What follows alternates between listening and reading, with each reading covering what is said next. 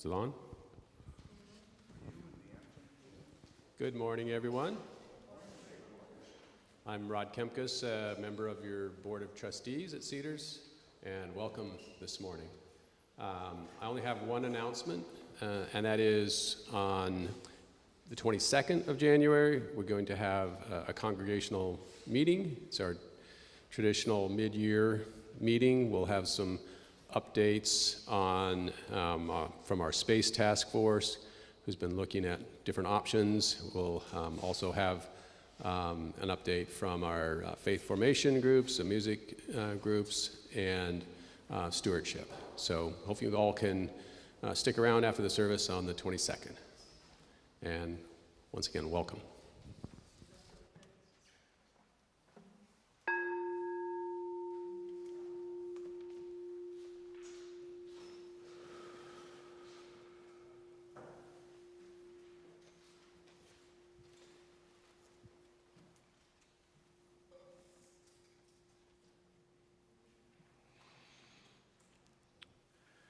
Several months ago, my colleague and friend, Reverend Abby Tennis, circulated a reflection that she wrote among UU ministers.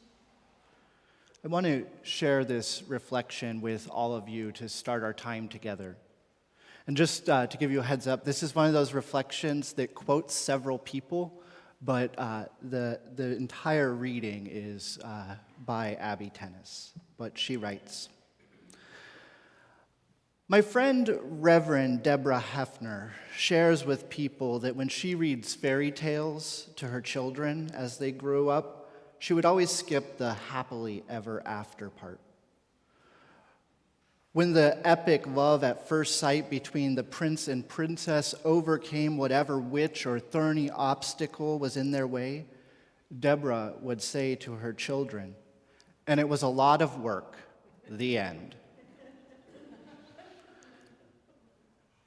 This always struck me as funny, but also left a little knot of sadness in my gut. Part of me wants to believe that a connection's powerful beginning will be enough to sustain happiness forever and win out over the "and it was a lot of work" part. It's no sooner or later every powerful new commitment hits a roadblock.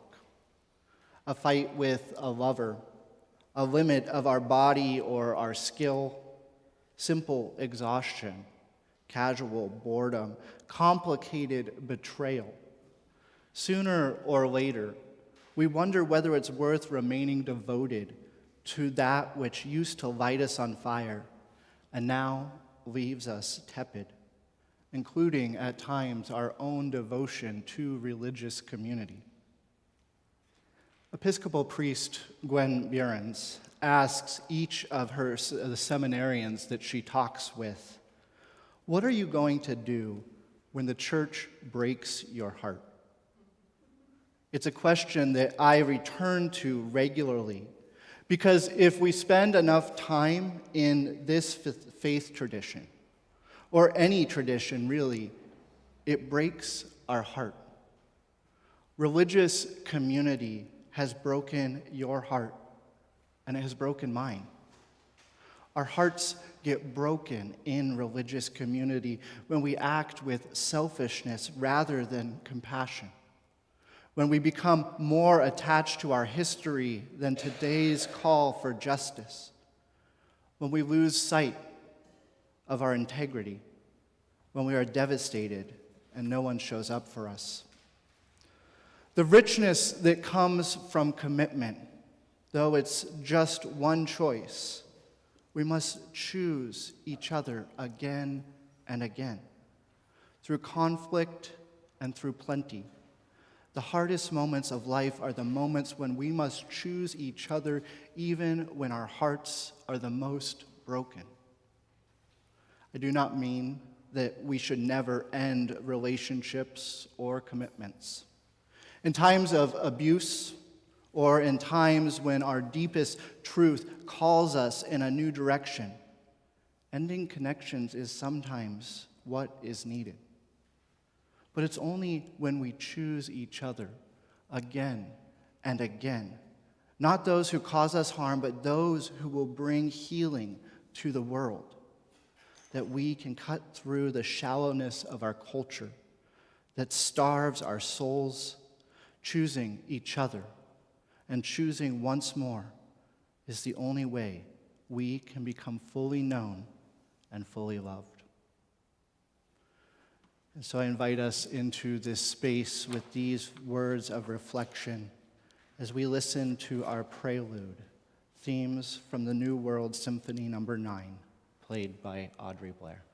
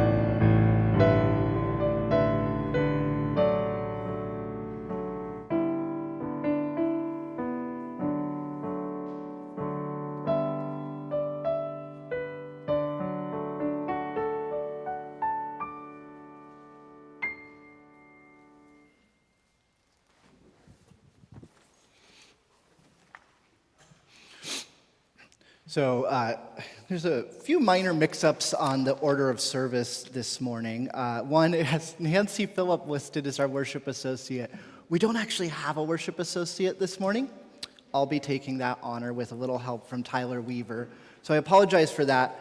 A final note is after the sermon, we will be singing another hymn. It just got excluded. And so I forget the hymn number. It's in the teal hymnal. I'll look it up before I announce it. But just a heads up on those few omissions. We only reviewed the order of service in a digital form this week, and those things got missed on the screen. I wanted to share a bit of an update for a chalice reflection this morning. So our chalice is a symbol of hope. It's a symbol of warmth and community that we come together each week and kindle. It's a metaphor that allows us to gather around, like campfires in ancient times. And despite doing this, at times I think it can be easy to forget how much a small group like this coming together can have an impact on the world, even if it's a small impact. Several months ago, we took up a collection as a congregation for the LGBTQ plus Alliance for North Kitsap Schools. Together, this congregation raised funds, we gathered craft supplies, and took all of these and gave them to the kids at Kingston Middle School. We actually took the funds and bought these really cool water bottles that the kids suggested. Recently, Patricia Erdman heard back from the middle school counselors, and they shared some feedback that I wanted to share with all of you. Stephanie Robinson at Kingston Middle School writes, "The knitting items have been a huge hit with all of our students. I enjoyed watching students try to learn along with us and having students teach each other." Pat Jensen, who's at Kitsap Middle School and North Kitsap Choice Academy, wrote, "Students loved the water bottles. They were useful and attractive. Kids have already used the beads to make jewelry. Thank you again for the generous gifts." I love the idea that our small contribution has played a part in creating a safe space for young queer people and allies to come together through knitting of all things. I love that. And in hopes of continuing this relationship, Patricia asked what it is that we could do to continue to support. And they've requested more yarn. So be on the lookout. We're going to be in touch with them and figure out what yarn they would like and try to do a collection among Cedars to keep this connection going in the small ways, knowing that it helps to change lives. Today, I dedicate the lighting of our chalice to the small but mighty ways we come together to better our community and build relationships. Please join me in reciting the chalice affirmation as found in your order of service. As we come together to worship, we remind ourselves to treat all people kindly because we are one family, to take good care of the earth because it is our home, and to live lives full of love and goodness because that is how we will all become the best that we can be.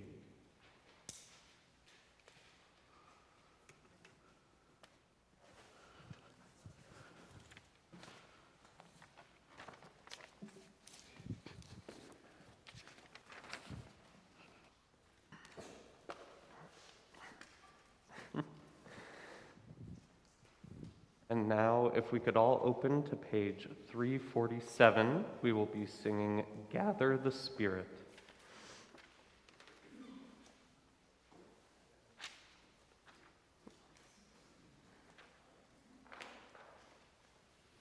And please, we request that you do wear a mask when you sing. It's for the safety of everyone and yourself.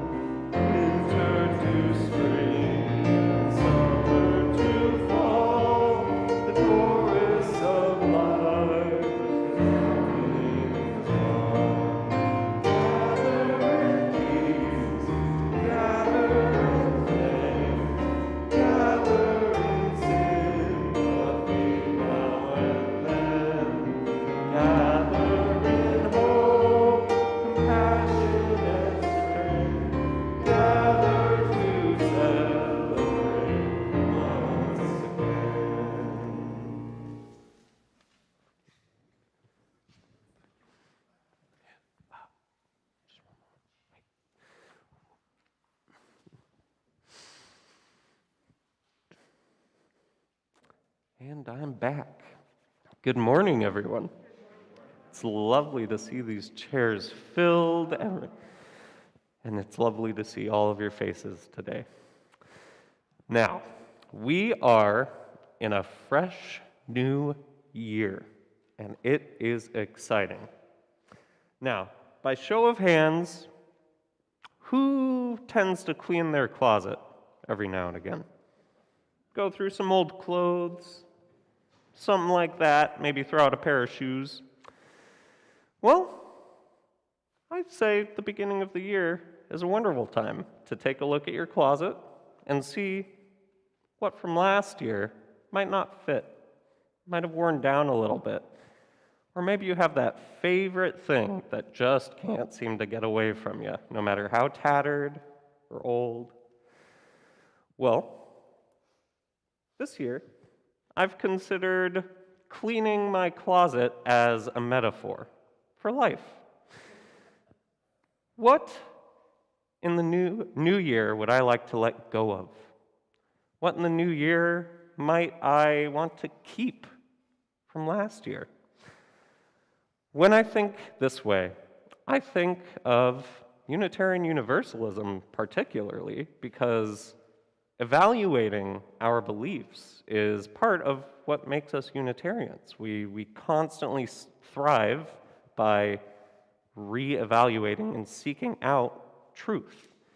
And each year I like to go through each principle and say, does that fit me? Does that not fit me?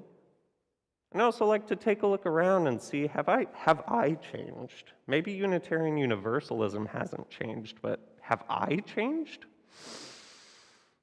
Well, I'm happy to say that I still happily reside in the UU category. So this year, I'm mainly focusing on clothes. Not these clothes, I like these clothes. But as for beliefs, I like to look at the church when I am, re-evaluating my beliefs. And, some people seem to forget this church has been around a while. Does anyone remember when this church started? 1959. Holy moly. 50 plus years. That's a little hard to grasp, right? We've had some loyal members since then who are still here. And I'm sure they too have cleaned out their closets in the past. Does anyone have something in their closet right now, show of hands, that they're thinking about as I bring this up and they say, ooh, it's time for that to go? Or maybe they have something that they love too much to let go. Show of hands. Favorite sweater, lucky pair of underpants. You can keep that to yourself, though. Well, I think we should all at least give this a shot with our beliefs. Go through the UU principles. Look into our church. Get a little history into your head and say, this is right. This is where I want to be. Because when I reevaluate my beliefs, it sets me on steady ground for the new year. So, with this, I task you to go home and look at your closet, mentally and physically. What from the new year, what from the old year are you going to let go of? And what are you making space for? Are you making space for a new belief? Are you making space for a new pair of Doc Martens? Both as valid, but both worth evaluating. Happy New Year, everyone, and I'm glad you're here.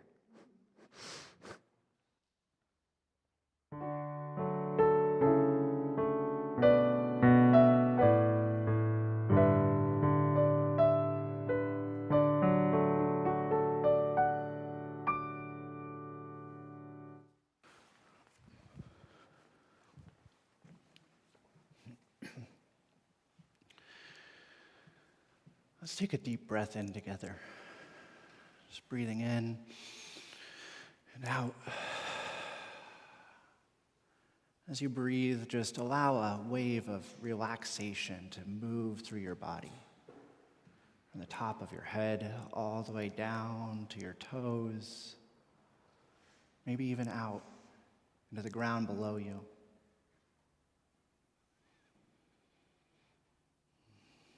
Notice what you feel in this moment.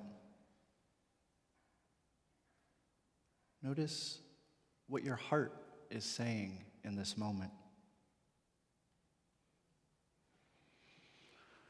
At times we get hurt. Our hearts get broken. At times we hurt others. We break their hearts. In these times, may the Spirit of love dwell with us. The love that is the core value of our liberal faith. The love that unites us, that brings us together as one family, part of that great web of life of which we are a part. Breathe. Can you feel that love?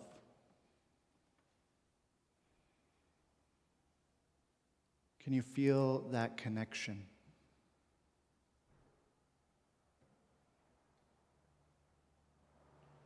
May this time serve as a reminder of the strength of love that binds us together, of the strength of community, and our ability to remain connected even when we are hurt or have hurt others. May this be our prayer today. Amen.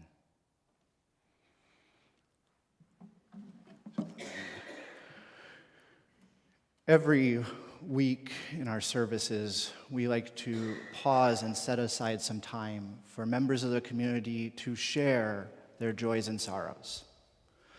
For those of us gathered here in person, I would like to invite you to come forward in a moment and to pour a little bit of water into our bowl or for the joys that you have, or place a stone for the sorrows that you carry that you would like this community to hold. This part of the service is not live streamed, so you don't have to worry about sharing personal things with the whole world, just those of us in the room.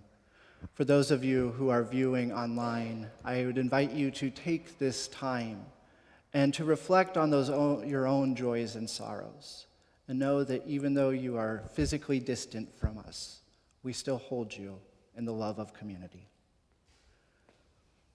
You can now.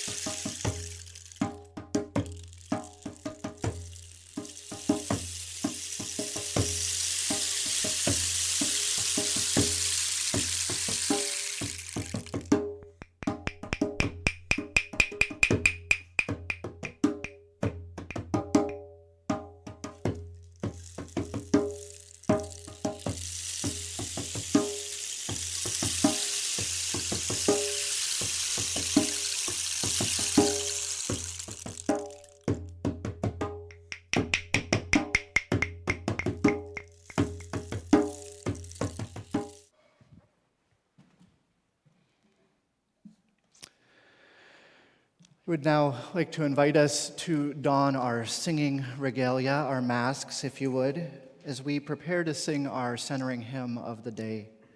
Hymn number 346 in the gray hymnal. Come sing a song with me.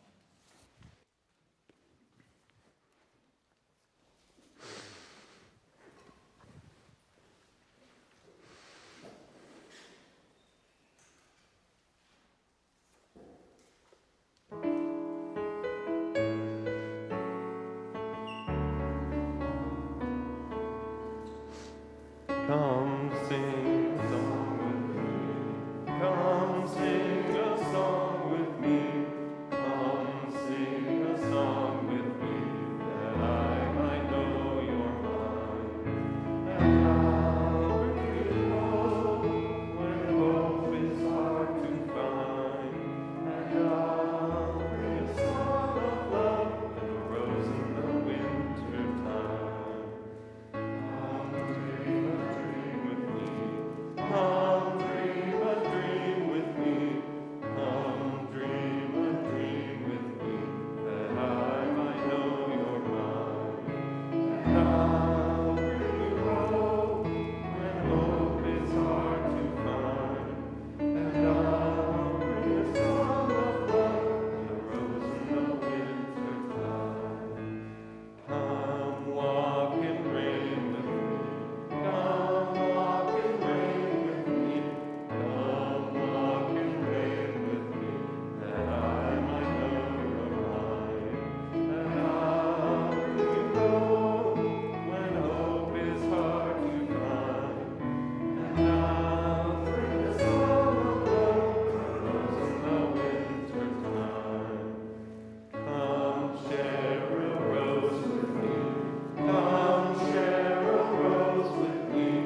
Come share a rose with me, that I might know your mind.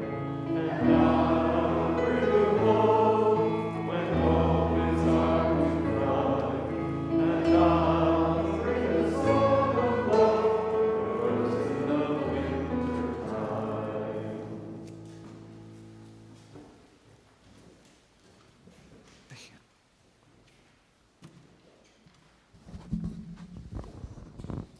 So Gregory came up to me before the service and asked if I would come up and do the offertory, and I was wondering what I might be saying, but then I heard Zachary talk about small but mighty gestures, and a small but mighty gesture and a way to show your love for this church is to put a little something in the basket today. We can always use it. So could the ushers please distribute the baskets to the congregation?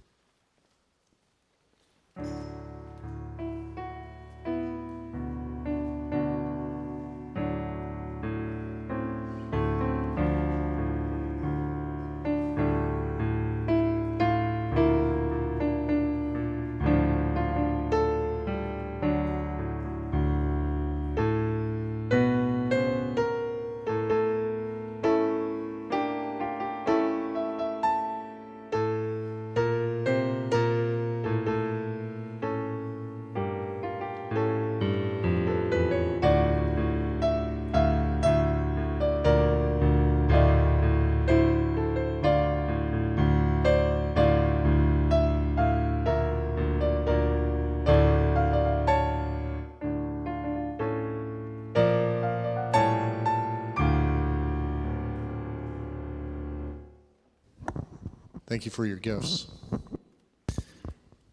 And that was Zachary, not Gregory.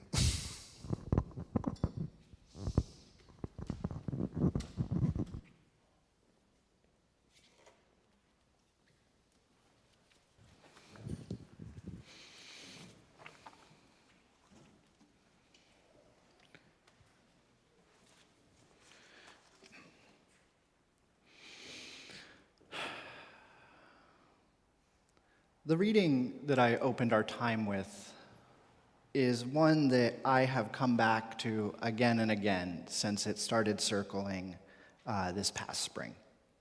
It was published on the Unitarian Universalist Association's website. There's a section that's called Worship Web, where readings and chalice lightings and various things get shared. And the thing about it that really struck me was it spoke to something that I have experienced. I think many of us have experienced. Having my heart broken. But beyond that, I will say that I was drawn to this reading because I love Abby. She's a good friend of mine. She worked at my seminary while I was there.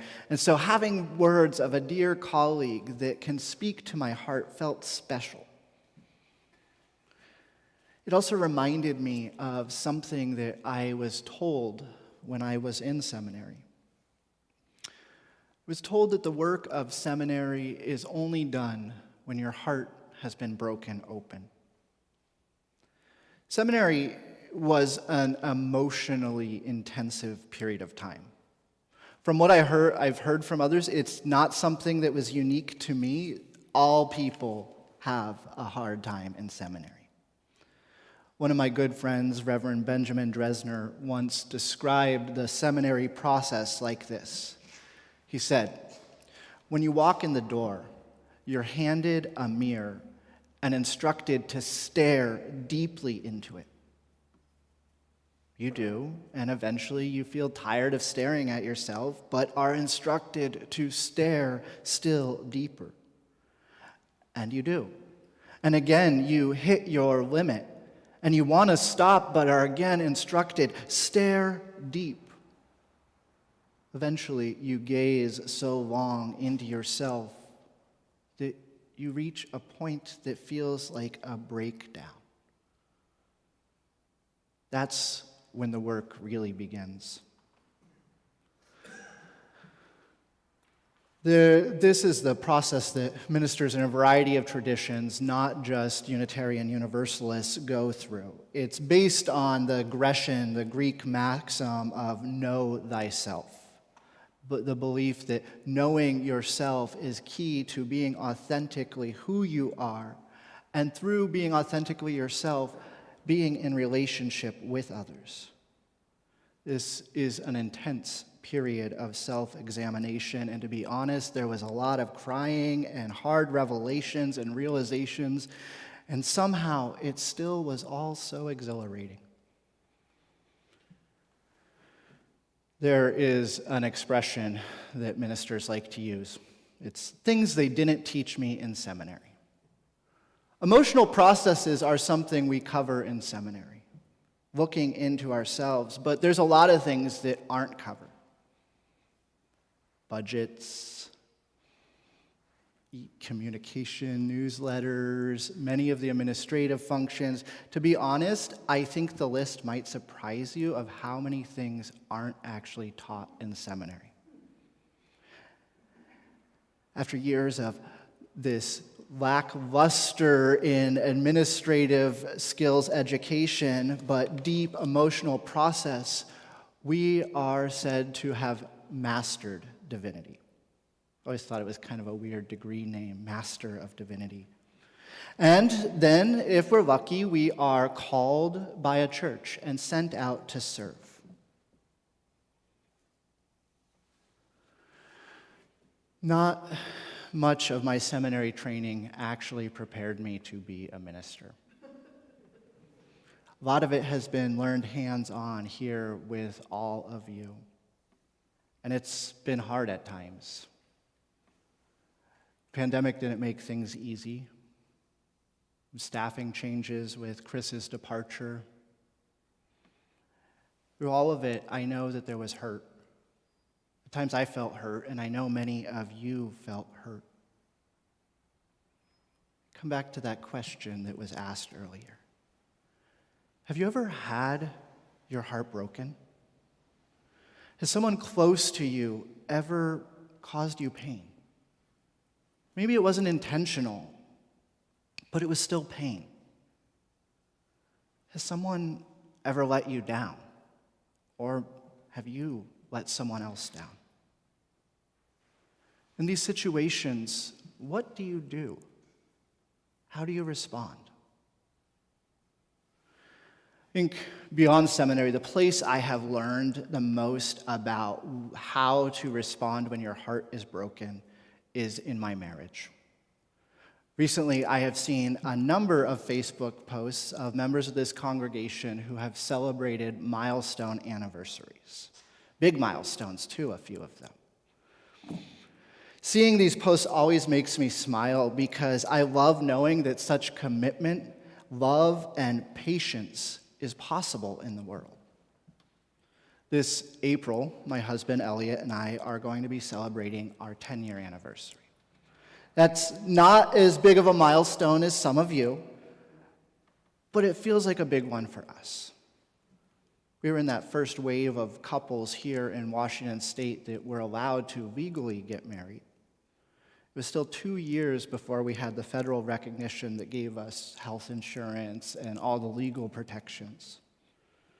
As I think back on these almost 10 years, I can tell you that in that time, I have loved fiercely, fallen short, had my heart broken again and again, and I wouldn't have it any other way.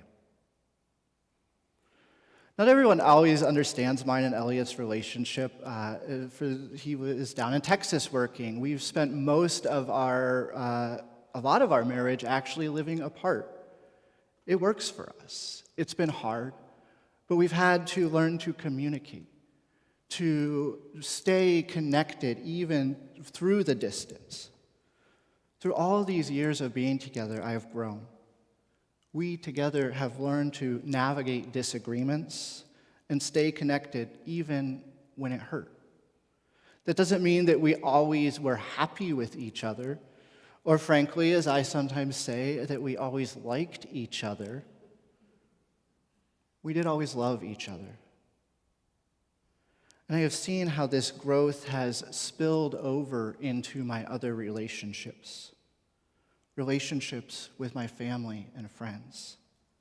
Having this experience of navigating conflict in my marriage has allowed me to more effectively navigate the conflicts that come up in my social circles, in my family, which family conflicts can be particularly difficult at times. But it has shown me how you can stay together. That doesn't mean that always every relationship should be preserved. Don't get me wrong, there are times that relationships do need to end. Sometimes things run their course, and that is part of life. It's like Reverend Abby Tennis wrote, I don't mean we should never end relationships or commitments. In times of abuse, or in times when our deepest truth calls us in a new direction, ending connection is what is needed.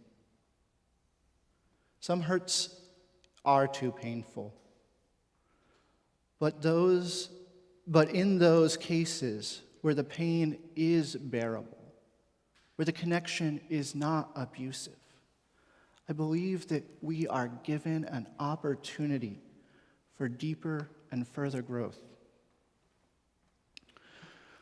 My point about maintaining connection through conflict is one that impacts both our personal and social lives, but also has implications for church communities like ours. In recent years, there's been a body of psychological research that has been about examining attachment styles. Psychologists have looked at people and identified different ways that individuals attach to each other. And a lot of this body of research traces the development of your attachment styles back to your formative childhood years. They say that depending on how secure you feel in your attachments to your caregivers or insecure, can impact you for the rest of your life. Sometimes it'll be said to have a secure attachment style or an insecure attachment style. Each of these styles is a product of a very complex convergence of factors: brain chemistry, family dynamics, situations that you encounter, and all too many other factors play into helping to form the individual's attachment style. Taking this body of research and following the thread further, those who are interested in the psychology of religion have begun to look at what attachment styles, or how attachment styles play into what is called religiosity, which is sort of the degree to which you are religious. And so you could be, low religiosity would be, I'm somewhat religious, not really. High religiosity, you're fervently religious. So researchers in psychology of religion have been looking at attachment styles, and one of the things that they have discovered is that in cases where there is a secure attachment style and an individual as adult continues to practice religion, more often than not, they continue to practice the religion of their parents. When you're securely attached to your parents, oftentimes, not always, you continue to follow the patterns that they set. Those with insecure attachment styles, on the other hand, the opposite was found. They found that for many individuals who did not have a secure attachment style and remained religious in their adult life, they often switched faith traditions. It's believed that in these cases, this switching, this conversion process is about trying to find something secure to attach to. The faith community, or the divine as you see it, becomes the secure attachment figures for these individuals. One article describes this relationship saying that God becomes the first secure attachment figure. Oftentimes, this conversion process does lead to a degree of fervor, a higher degree of religiosity. This is something that has been documented for a long time among converts. When you talk with folks, they'll talk about the convert zeal, that oftentimes someone converting to a new religion has the highest religiosity because they have found something new that they are attaching to feel secure. I think this is particularly important for us as Unitarian Universalists. For decades now, our pews have been filled with what some of us call come-inners. I'm in this category. These are people who have found Unitarian Universalists. They have chosen to make it their faith. We hear the expression, our chosen faith, used at times to describe the way that you become Unitarian Universalist. You choose it. Oftentimes, these people are coming looking for connection. In many cases, religious trauma is part of their history. When these people come into our pews and come into our congregations, when we come into our congregations, we're seeking that attachment to something, whether it's each other, the community, the divine, whatever that might be. People are looking for meaningful connection. I want to turn back again to the question that was raised by Episcopal priest Gwen Behrens in the opening reading, who talks with each seminarian she meets and asks them, what are you going to do when the church breaks your heart? What are you going to do when the church breaks your heart? Being in relationships with others can be transformational. As I said in my marriage, learning to navigate conflict has brought us to a deeper place of commitment to one another, a deeper relationship. I think that when the church breaks our heart, provided it's not abusive or coercive, but just a human function of being together, When the church breaks your heart, we're invited into a chance for deepening our relationships. For centuries, Unitarians have said we need not think alike to love alike. We need not think alike to love alike. There's a hymn in our gray hymnal. It's hymn number 188. It's simple, but gets at what I believe a community like ours can be, what Unitarian Universalism can be. The words of this hymn come from the poet Mevlana Rumi, the 13th century Sufi. The translation says, "Come, come, whoever you are, wanderer, worshiper, lover of leaving, it doesn't matter. Ours is not a caravan of despair. Come, even if you have broken your vows 1,000 times. Come, yet again. Come, come." The words of this poem were adapted and set to music by my colleague, Reverend Lynn Unger, and I wasn't planning to sing this until now, but here we are. It says, "Come, come, whoever you are, wanderer, worshiper, lover of leaving, ours is no caravan of despair. Come, yet again come." What gets left out in this hymn is the line from Mevlana that reminds us that we are invited to come. We are welcome, even if you have broken your vows 1,000 times. Even if your heart has been broken or you have broken the heart of another, you are still welcome. At times, letting each other down feels like breaking a vow. Spoken or unspoken, our expectations and commitments can feel heavy.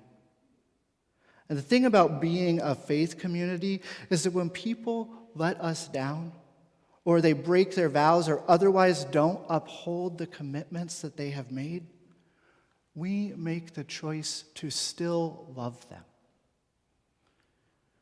To still love them. Relationships with people or institutions will break your heart. I'm sure that you have experienced it as I have. And when that happens, I hope that we are able to remain connected, to use it as a chance to learn and grow together, and to deepen our commitment to each other and the love we share. I know that there are times that as your minister, I have let you down. There are times I've broken your heart.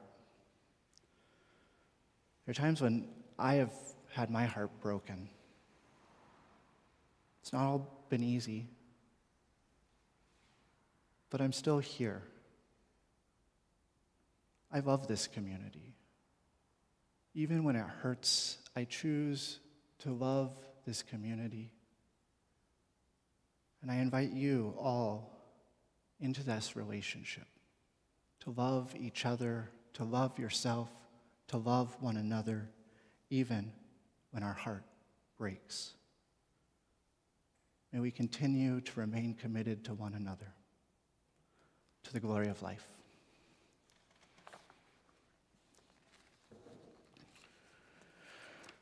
So as I mentioned earlier, the final hymn got omitted on the order of service, but I did my homework while I was sitting over there and looked it up. So we will be singing hymn number 1008 in the Teal hymnal, "When Our Heart is in a Holy Place." And I'd invite you to please rise as you are willing and able, and to don your masks as we sing this hymn together.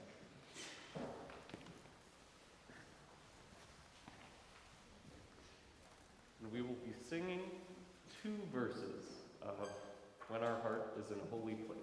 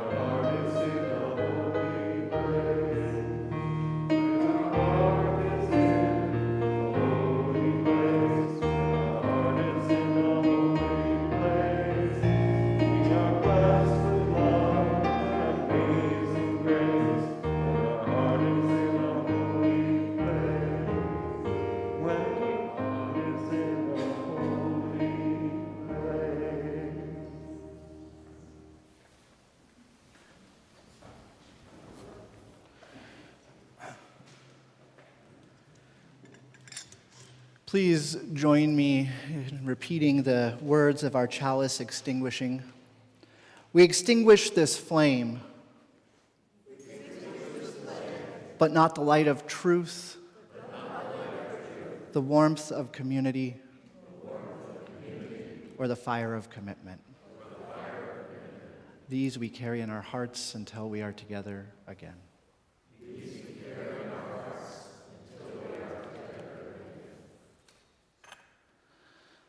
I love that I can just change the rhythm to that every time, and you guys do it perfectly. Our service is ended, but our service to the world and one another begins anew. As we go forth, may the lessons of this time and the love that we share go with us out into the world, that we might be a source of healing for those who are hurt, and may we too be healed. Amen. In a moment, Audrey is going to play our prelude, and while you're playing the prelude, I would remind you, you're invited. I always do this. Fran's hired. While we're listening to the postlude, you are invited to go and get a cup of tea or coffee. There's some cookies over there. And some of you may know that this Sunday is actually Archer Phillips' last Sunday here at Cedars with us. And so after you grab some coffee and a refreshment, I'd like to invite you to come back to your seats if you'd like to stay for a little bit. We have some gifts for Archer, and we would like to say a few words and invite anyone who would like to wish Archer well some time to do that. So Audrey, if you would, postlude.